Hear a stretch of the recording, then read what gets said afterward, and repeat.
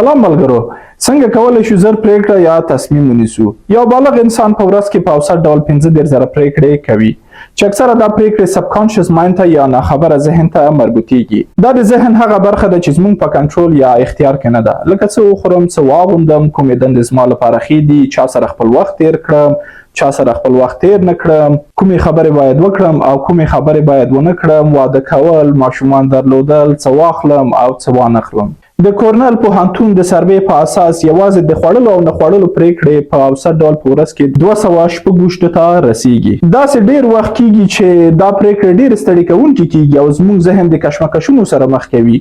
نو د هغه لپاره تاسو کولی شئ له دې طریقې کار واخلئ. هغه پریکړې چې ډیرو معلوماتو ته اړتیا نه لري هغه سمدلاسه ونیسئ، لکه ورځنۍ وړې پریکړې. د هغو پریکړو لپاره چې ډیرې مهمې او غټې پریکړې وي هغه تر یو وخته پورې وځنډوئ. کله مو چې ذهن آرام او د تشویشونو څخه پاک شو بیا دا پریکړې ونیسئ. دریم هغه پریکړې یا تصمیمونه چې تاسو پکې مطمئن نه یاست او نشئ کولی چې تصمیم خپله ونیسئ، نو د بل چا سره یې شریک کړه او مشوره ورڅخه وغواړه. څلورم او آخري د هغو پریکړو لپاره چې ډیرو معلوماتو ته اړتیا لري هغه باندې ژوره څېړنه وکړه او معلومات راټول کړه او بیا هغه پریکړه ونیسئ. دا طریقه له تاسو سره مرسته کوي چې تر څو ژر یوې نتیجې ته ورسیږئ او سمه پریکړه ونیسئ.